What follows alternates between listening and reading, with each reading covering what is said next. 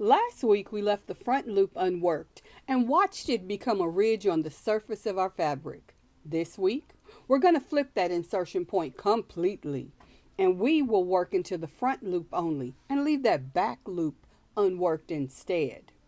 And the result is different in many ways, and it's going to show us where it matters and why to use each technique. Today, we are going to get into the FLO, or front loop only, what it does differently from the back loop only, and exactly where it belongs in your crochet toolkit.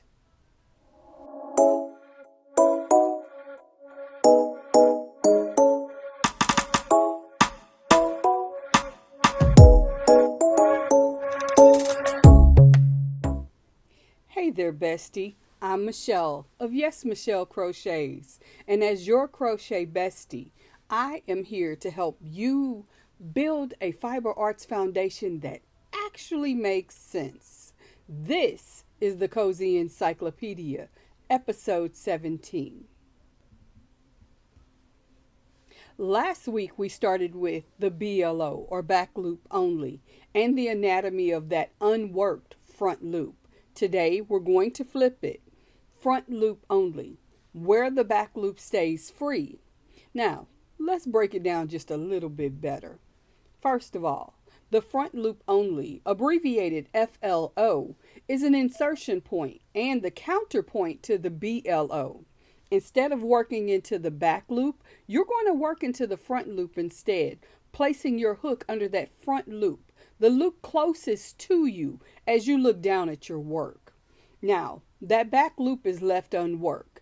The FLO creates a texture on the back face of your fabric rather than the front face. And yes, that does mean that there is a right and wrong side to flat facing fabric. Now, when it's used in amigurumi, it can create scale-like texture, decorating edges, where unworked back loops provide a clean attachment point for certain color work techniques, and where unworked loops serve as a structural purpose in subsequent rounds. When you work FLO, the back loop stays free on the opposite face of the fabric, the side facing away from you. Because that fabric has a right side and a wrong side, that unworked back loop has an intentional design, and the purpose of it will be revealed as you work your project. As I said, front loop only is written as FLO, but it's also written as TFL, through the front loop. Now, some patterns write it out fully and work it for you to work it as front loop only. All of it means the same insertion point. When a pattern specifies FLO, followed by a second working of that same row or round, it's setting you up for an overlay or an attachment. The instruction might read, round 4 in FLO, work round 4 in FLO, and then set it aside. Then later you'll see, working into the unworked loops of round 4, work the following.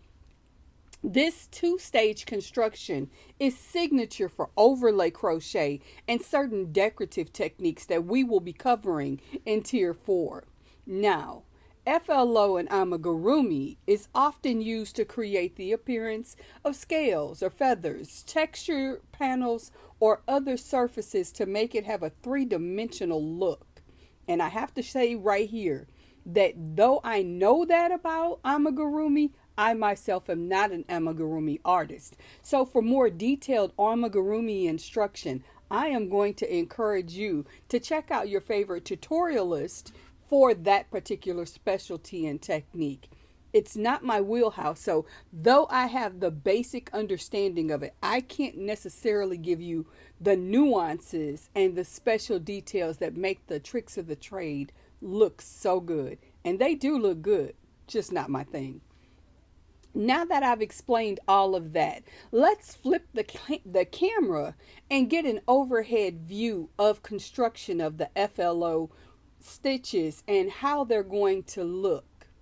And I will tell you right now, in advance, because we are now in Tier 2, I am presetting what I need as a setup. So for this particular instruction, I am going to do half double crochets instead of the regular single crochet, and I'm going to do a row of 14 each. So I'm going to chain 15, do my first row of half double crochets, do a second row of half double crochets, and then I will join you to show you what those front loop only stitches will look like and how they're done.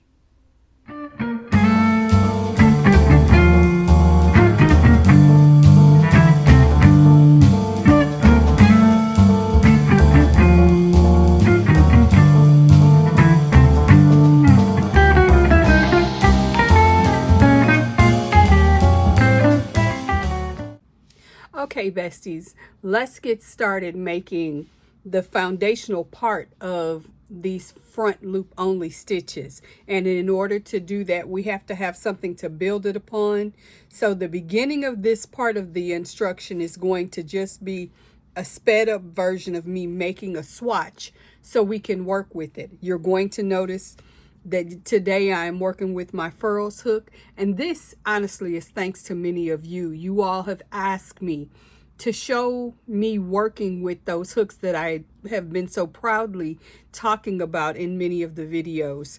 And some of you've said the pink was challenging for you to see, that the gold color yarn I used in the past worked better. So I'm returning to that for your eyes and this instruction. Now, allow me to get to that build, and then I'm going to hit pause and come back and talk to you after. Hang on.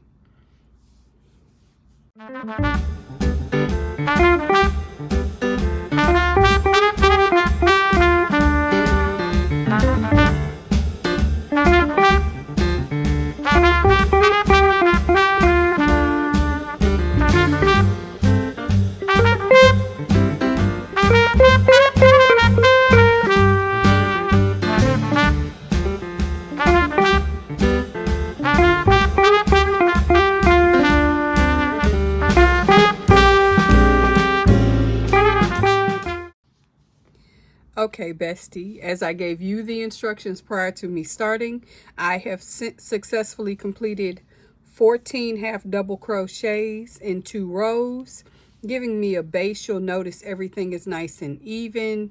No stitches were skipped. No loops were skipped.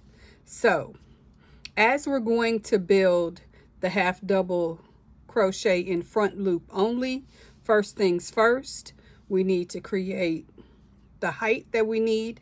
This does not count as our first stitch. Instead, I am going to place the half double crochet in the very first stitch from the row below, but I'm only using the front loop only, and I'm going to bring that a little bit closer for you to get a good view of it. All I'm doing is looking at the V that is the head of the stitch or the crown of the stitch, going right through the middle, pulling up a loop through that only, and then of course creating a half double crochet. And I will do this for the remainder of the row. Stitch 2, again splitting them between the 2, and this is 3, this is 4,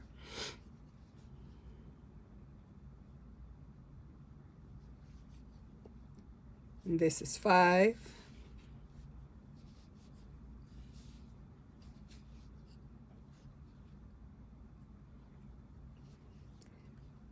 6, 7,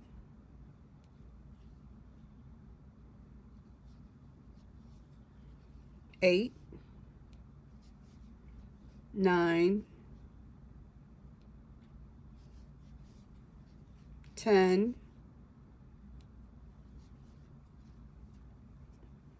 11, 12, 13, and this is number 14. Now let's turn this over. Since we've worked that front loop, this all looks as it would traditionally look. This is what it looks like on the opposite side. And I'm going to make an extra long working loop so that we can get a better view of what I'm talking about. You see this row, these bars right here that are untouched? These are the front parts of where we've worked in. So as you lean it back, if you'd have leaned the row we just put on back, you've got a straight line of loops that you can work into later or use as pieces if you're doing amigurumi that will build and create dimensional layers. Maybe you're going to be adding scales. Maybe you're going to be adding something else. I don't know. But when you're instructed to work the front loop on the inside or the back side of your fabric, you're going to see this line. Now I'm going to do that again, and I'll show you how that line will show up if the intention is to have this line appear on the front of your work.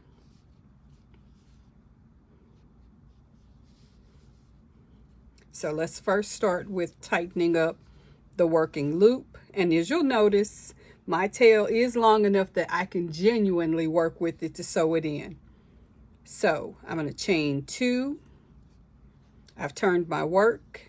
As I did in the previous row in the first stitch, I am grabbing the front loop only for this row, pulling up a loop, and then pulling through all 3 for a half double crochet. This is the second, third,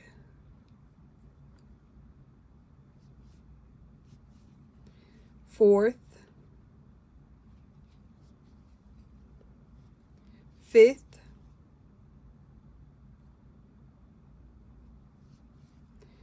sixth, seventh, eighth, ninth, 10th, 11th,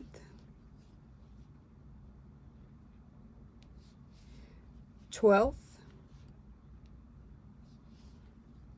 13th, and finally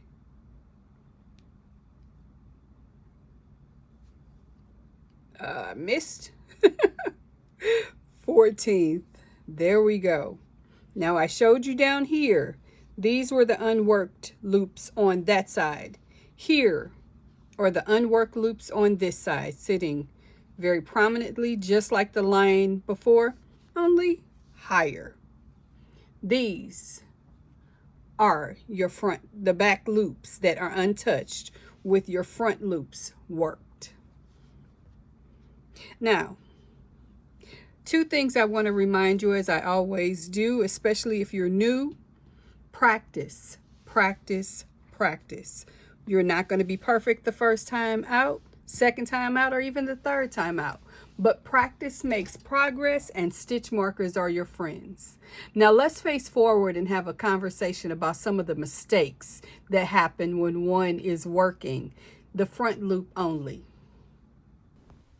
I hope all of that made sense. Now let's discuss some of the common mistakes that we see when someone is using the front loop only.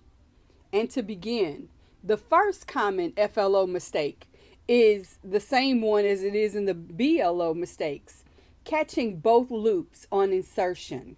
The front loop only is the one closest to you, and it's easy to isolate. But on small stitches and tight work, both loops can feel just like one. Look before you insert. The second mistake is working into the attachment row from the wrong side. When you go back to the work that you're supposed to be adding those stitches to for an FLO row, you're working from the back of the fabric. If you accidentally turn the work to the front, you're going to insert into already stitched loops, and that's going to create double stitching, which is not what you want when you're attaching something to another product or project. The third mistake is skipping the FLO when it's in a pattern for dimensional attachment, thinking it's optional. FLO in those patterns is structural. The unworked loops are attachment points for your next element of design for your project. Skipping those FLOs means that second layer has nowhere to anchor. FLO and BLO together give you something that most crocheters take years to discover, and that is the ability to use a single row of stitches twice. Work the FLO and you have front loop, work the BLO and you have front loops worked, and the back loops are left waiting. Work the BLO and the reverse is true. Either way, every row will have you working in a single loop and then leaving the second loop for you to go back and use later. This is the beginning of thinking in dimensions in crochet. The fabric is not flat. It does have a front and a back, and each stitch component can be accessed independently. As we move through tier 2 and into more complex tiers, this idea of accessing different parts of the same stitch is going to become increasingly important. You see, you're not just learning techniques, you are building a way to see fabric. And more importantly, in next week's episode 18, we're going to go back to the half double crochet, specifically to the third loop that we introduced in episode 5. Now that you understand the front loop only and the back loop only concepts, that third loop is going to make even more sense. And we are going to dive just a little bit deeper into it and let you know what it does and how it relates to dimension. Do me a favor, drop me a ruler emoji in the comments and tell me, did you know that you could use front loop only as an attachment point for a second layer of crochet? This one, it changes things. Also, while you're here, subscribe to the channel so you never miss another episode of the Cozy Encyclopedia, as new episodes drop every Wednesday at 2 p.m. Central. And until I see you again, have some fun today and take care. Bye-bye.